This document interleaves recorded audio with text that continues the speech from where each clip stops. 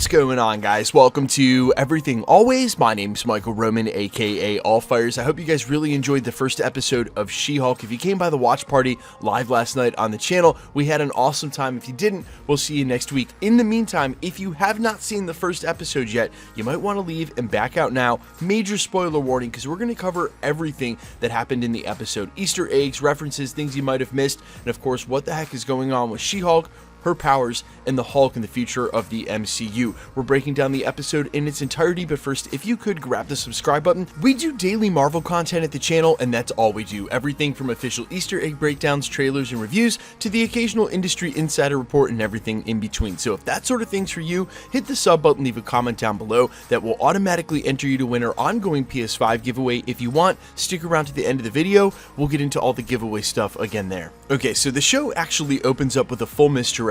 We think she might be breaking the fourth wall, as she does during the show and she does as She-Hulk.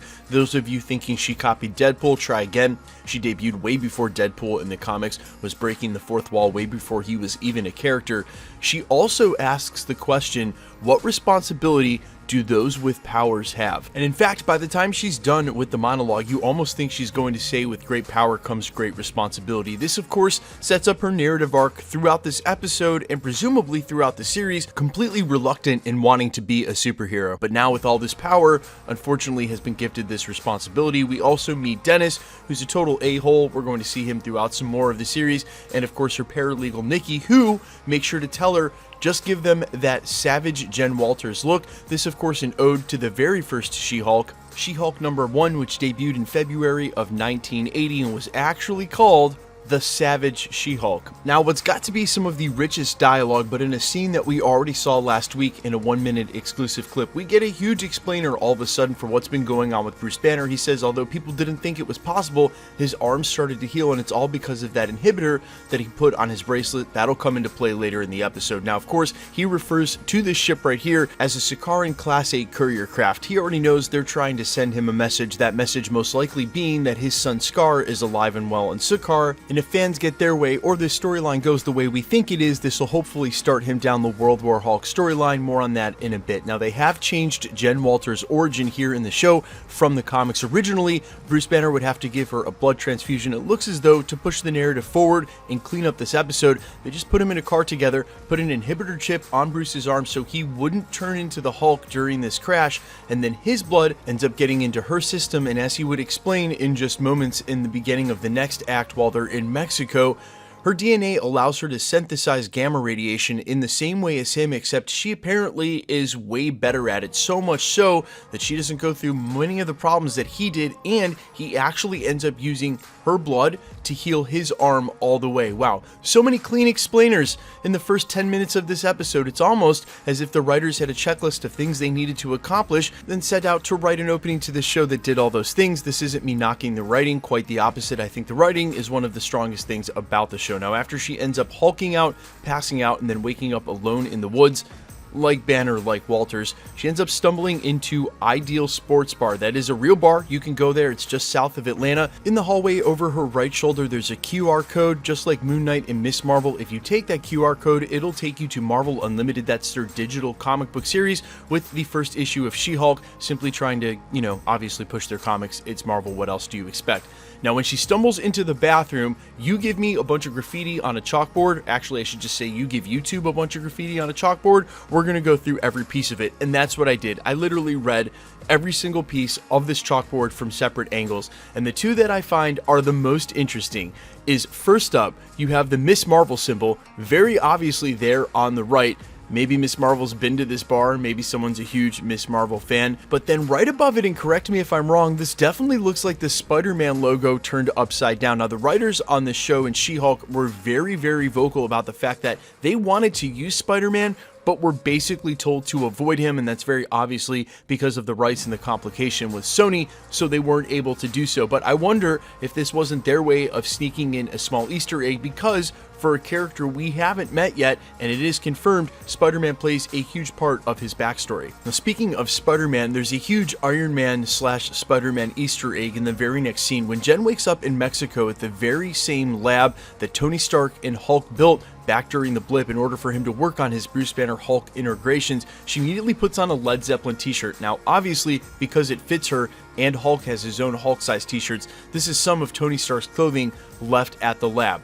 But also, this is a reference to Spider-Man, or rather Peter Parker, at the end of Spider-Man Far From Home. When they're on the jet and Happy throws on AC/DC, Peter exclaims that he loves Led Zeppelin. Now, we see imagery of Tony Stark before we ever find out he had a hand in this place with the Ultron Sentry helmet that she runs into before she heads down to the lab. Now, this next part I think is actually pretty well written because of how easily it's explained. For all of the things that we don't understand, why she's able to transform herself, why she's conscious in her own form only the third time transforming, why she doesn't quote-unquote have another guy to wrestle with, as Hulk puts it. He basically says that her blood synthesizes gamma radiation in the same way as him, but better. That's why he's able to heal his arm with it. So if you're wondering what's the explainer here, why all of a sudden does she have control over her She-Hulk powers in the way that Banner didn't, that's because it has something to do with the way her blood better synthesized gamma radiation. I think there's also a way that you could read or interpret this conversation with a backdoor to mean that maybe Bruce Banner has something else going on inside of his head, that like the Hulk is one of his internal demons that gamma radiation turned into a real thing. But I think that may be just it, that because he can't synthesize gamma radiation as well as his cousin and Jen Walters, that it created the Hulk as a side effect. Not that Bruce Banner had something ultimately wrong with him mentally, just that the gamma radiation synthesized into creating another alter ego inside of himself. That's what I read this to mean, and I think it's almost an explainer really on what's going on with the Hulk at his base form, which to get that this late in the MCU is actually pretty incredible. Now, during the rest of this part of the show, Hulk seems almost annoying in how emphatic he is that she learns how to handle the Hulk and that he won't let her go. But you have to imagine that A, he feels some sort of responsibility for this because she's only a Hulk now because of his blood, and B, he went through it in the MCU. He went through a ton of torment and turmoil having to deal with the Hulk being seen as such a monster and does not want that for her, doesn't realize that she's in such control already, so is trying to take a handle of this and make sure that she doesn't go out in the world and, well, pull what he used to do, say, in Age of Ultron.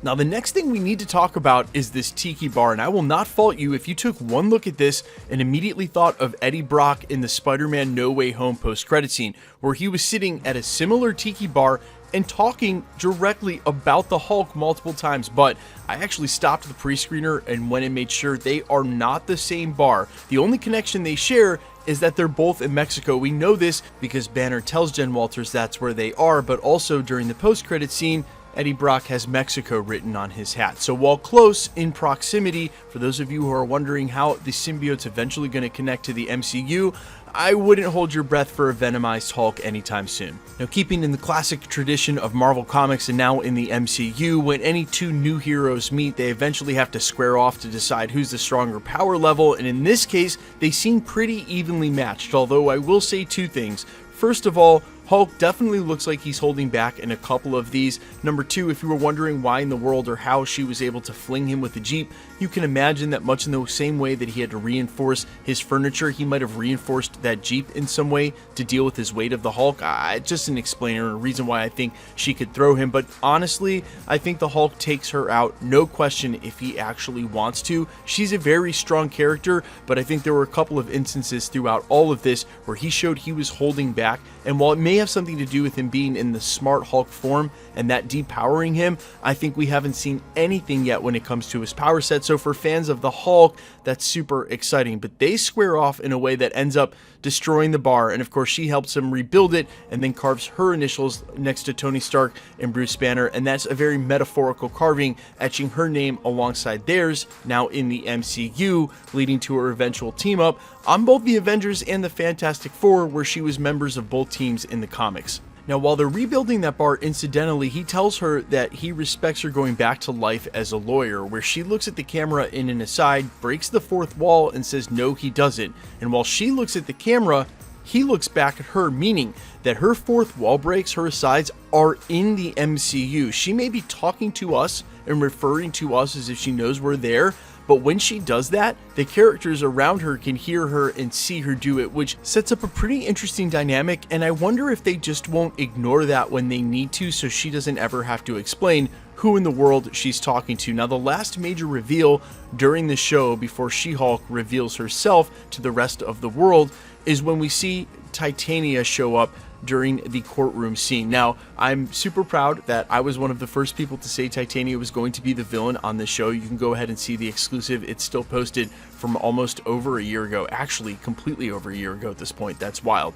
Her ultimate tie is that in the comics, she's originally given her powers by one specifically, Dr. Doom, in a lead-in to Secret Wars, and I would be remiss in not mentioning that, considering the show airs right after Marvel Studios lets us know they're eventually leading to a Secret Wars storyline. So keep that in mind as we learn more about her character. Yes, we just saw her at the very end of the episode. No dialogue. We're not really supposed to know what in the world is going on with her yet. There is a ton to be explained about what she's doing, why she has superpowers in the first place, and I'm wondering if Marvel Studios won't make the choice to go ahead and start rolling all of these storylines into Secret Wars. Even though we're still 3 years out, I think there's a real strong possibility that where and when they can, they'll draw lines directly from the comics. Now, this is the original 1980 Secret Wars, not the most recent one, but Doom was a part of them both. That's why there's a lot of us in the industry, myself included, who think that ultimately by the time we get to Secret Wars, it's going to be Dr. Doom and not Kang. But guys, let me know down below in the comments how much you enjoyed this first episode, how hype you are for the episodes to come, and of course, there's no way I got every single Easter egg and reference, so if you caught something I missed or didn't include in this video, make sure to leave it in the comments. For the best one, I will definitely pin it. I am all ears as always. Quickly, let's jump into the giveaway stuff before I let you go. We're still giving away PlayStation 5s every 20,000 subscribers all the way up to 1 million. The next milestone is 980. If you want to be entered to win or for any of the other future giveaways, all the same rules will always apply. Hit the subscribe button because you need to be a subscriber, then leave a comment down below because it's truly random. The more videos you comment on, the better chance you have of winning. All winners will be announced at the end of videos, the same way we're doing here. The best way to keep up with the content has always been to hit the notification bell with all notifications turned on, and as always, if you liked today's video, I'd appreciate it if you'd hit the like button. My name's Michael Roman. You can find me on Instagram and Twitter at I'mFires. You can also find me on Spotify, YouTube, Amazon, Apple, iTunes under the name AllFires. And while I'd sincerely appreciate you checking that channel out, thanks for checking this channel out. Stick around. We'll be posting again real soon.